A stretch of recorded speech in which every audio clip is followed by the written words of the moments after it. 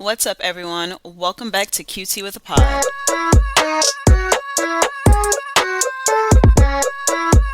We are back with yet another episode. First and foremost, thank you guys for listening. I always appreciate you listening. I appreciate your messages. I appreciate your shares. Keep sharing the podcast, keep sending it to your friends. Keep telling me if I'm doing good or bad. If you have some recommendations, there's something you want me to talk about, let me know. I appreciate all that stuff. So, today's episode, I am going to talk about being an alcoholic. Something like that, but not really. One day I was listening to a podcast. I forgot. It's some podcast by NPR. I think it's Life Hacks or something like that. It definitely isn't Life Hacks, but so podcast by NPR, and the woman talked about like her journey with alcohol and how she became an alcoholic essentially. And she said that alcohol started off as like a ritual for her, then it went into a routine. And I definitely saw a shift in my relationship with alcohol over the course of 2020 slash via during the pandemic. So I definitely do want to talk about alcohol, my journey with alcohol in general. I'm sure some of you will relate. Hashtag relatable. That's what this podcast is all about. We just talk about things. So in general, right now, I would say my relationship with alcohol is more of it's on like a routine slash reward level. So maybe like a part of my nighttime routine to wind down. Sometimes I would do it, and I'll talk about that a little bit more. So it was a little bit routine with that. Sometimes I'm moving more towards the reward. I added that, but I'm moving more towards like the rewarding of drinking of alcohol. But let's talk about definitions. So ritual. A ritual, of course, I wrote down a nice official definition for us. It's a sequence of events involving gestures, words, actions, objects, etc. It's a ritual, okay? So a ritual can be, for instance, in a social setting, like you going out with your friends, like a girls' night out or a birthday party. It's meaningful and they have a sense of purpose. Rituals have a purpose. So drinking with a purpose to go out for your friend's birthday party, to celebrate your friend's bachelorette party. That is a ritual. Now, in terms of routine, routine is something that is performed without conscious thinking. It's just a fixed program, a procedure. So let's say every day you get home from work, and there are people who even go to bars after work. So let's use that as an example. You get off work, you and your friends always meet at this particular bar, you have happy hour, you go home. And that's maybe every Monday, Wednesday, Friday. I don't know. Or another example is when you come home, you grab a glass of wine or a beer and you just sit in front of the TV and you chill out. And yeah, it's a part of your routine. And then reward. So a reward is rooted in the I deserve mentality. I did a hard task, or maybe I accomplished something, and now I am going to celebrate. Or it can be the complete opposite. I had a rough day. It was horrible. I deserve, and I'm going to drink so I feel better. Okay. So those are like the three avenues of drinking alcohol, I think. Okay. So for me to take a step back to think about when I started drinking alcohol, I started drinking when I was in college, of course. It was the end of my freshman year, so I didn't drink my entire freshman year. It was literally like probably April or May. I don't even know what it was. I was just like, okay, I'm gonna get drunk. And then I got drunk. And I mean, that was that. I will say that me being drunk, I'm already like a wild soul at parties. I like to I like to dance and I like to socialize. Alcohol just made that easier. And over the years, I feel like I have become more dependent on, I know I have become more dependent on alcohol to make me more sociable and like loosen me up in those social settings. And that is the primary reason I will drink alcohol. Now, once and that's what it's been up until this point. Like literally, I was just thinking, when did I start buying wine to have in my house? Because after college and I graduated, I never had alcohol in my house. It was always like, oh my God, I'm going out this weekend and I don't have alcohol. But slowly over the years, I'm not sure when this shift happened. I started having wine in my house and I also transitioned from not even really drinking hard liquor. So, can any of you tell me when that shift happened for you? I feel like the shift happened for all of us, really. When did we transition from not having alcohol in the house at all to having alcohol? I also felt like it was a part of being an adult. Like, I wanted a bar cart because I felt like that's an adult thing. Like, that's what people have in homes. So, why is being, yeah, let's talk about that. But we're not going to talk about that. But just a thought, alcohol and the possession of alcohol is associated with being adult like and mature. Alrighty, so back to this. Thinking back to the beginning of quarantine, I'm going to start back in like March, of course. So, up until this point, like when quarantine started, I was definitely drinking more regularly and a lot more because it was like, oh, I'm at home. Haha. I can day drink. It's fun. I don't have to go anywhere. I can video chat my friends and we have Zoom happy hours and we stay home and we get drunk on the computer and then we go to sleep. So that is when alcohol shifted from majority ritual activity, predominantly ritual activity, to a routine for me. And it was too much of a routine. Like it was just me drinking at home. I was just like, what am I doing? So, I mean, as time went on, like the days got longer, of course. We were in quarantine still, ran out of things to do. Zoom and house party, they all became a burden because there was some point I was just like, I just want to go to a park and drink. Like, I can't drink in my house anymore. Like, everything was looking the same. So, I was just like, I don't want to drink anymore because also at that point I was going through, I would say a bottle a day. Like whenever I would drink a bottle, not a bottle of liquor. Whew. Y'all, if I was going through a bottle of liquor, y'all need to come check on me. But it was a bottle of wine. Like whenever I would drink 3 hefty glasses of wine and I'd be done with the bottle. And I was just like, what is the purpose? Like I was sitting thinking, what is the purpose? I mean, it was all embedded into my day. It would be margaritas during the day. I got a pool to go in the backyard, made drinks to go back there. I still love my pool. My pool is great. But it was just like, for what, sis? I was definitely confused. So I had to stop.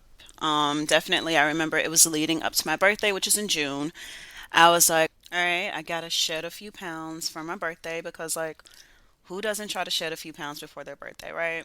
So I remember I stopped drinking around that time, and I also was like going on dates with this guy who didn't drink.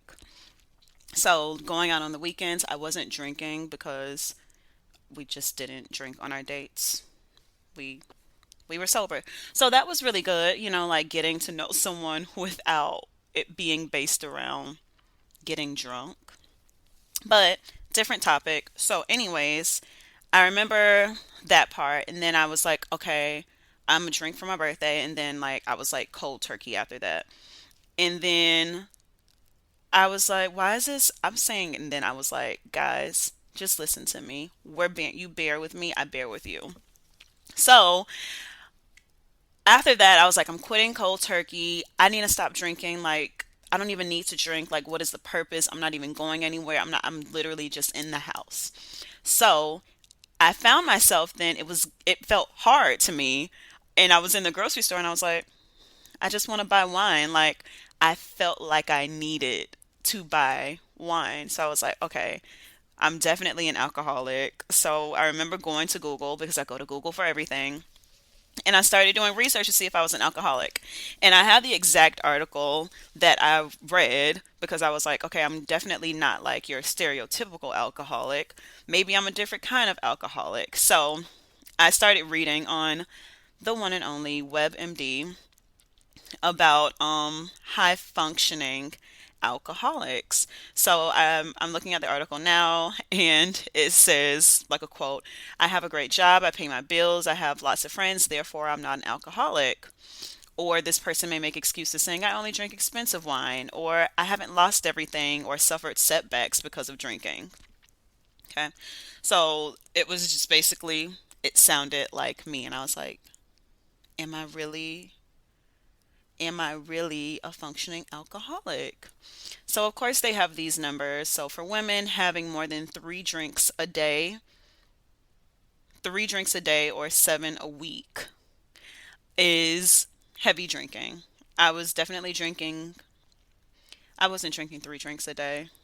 Not every day. I definitely wasn't drinking every day. My body wouldn't be able to keep up with that. But still drinking too much for my own good. So, I'm looking at all the signs. So, here are the signs, just in case you feel like you are struggling or you feel like you are a high functioning alcoholic. One, you say you have a problem or you joke about being an alcoholic. Two, you're not able to keep up with major responsibilities at home, work, or school.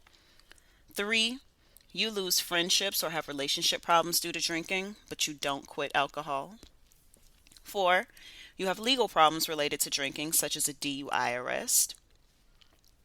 Five, you need alcohol to relax or to feel confident.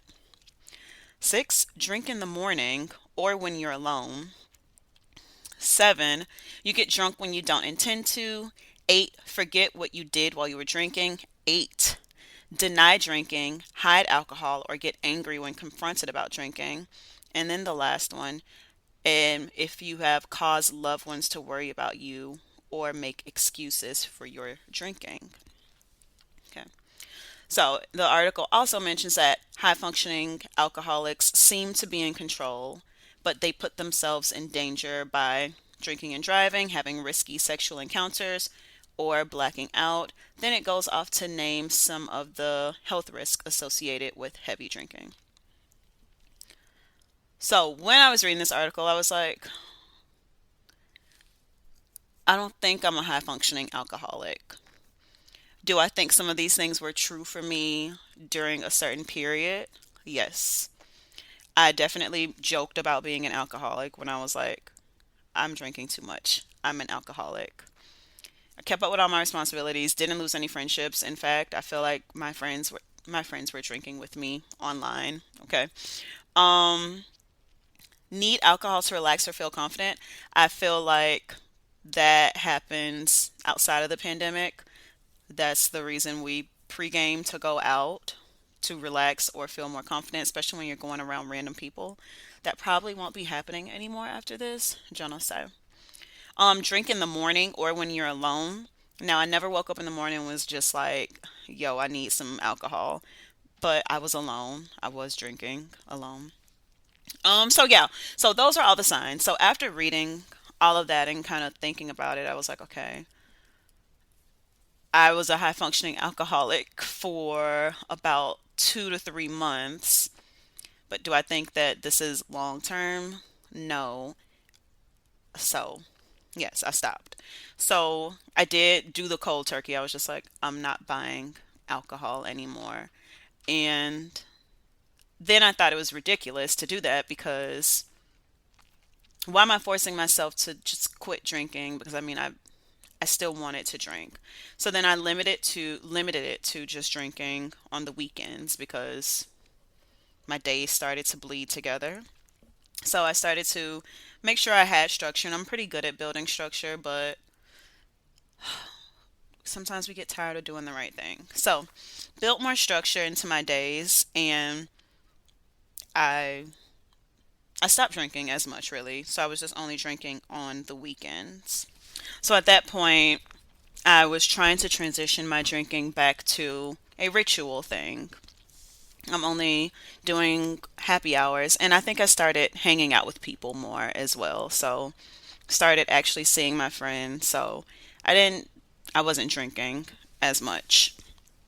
And I also had to stop drinking because there were other things happening to my body. Like, I didn't have liver failure or other things that they mentioned in the article, but I started to notice that one, I was gaining weight. I'm not moving around as much as I did before, pre COVID life, of course.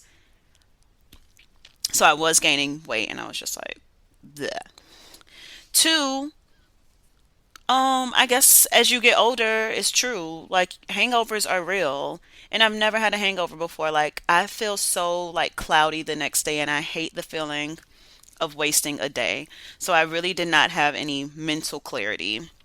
I was super groggy the day after drinking all the time and I was like, wow, I just wasted a day for no reason.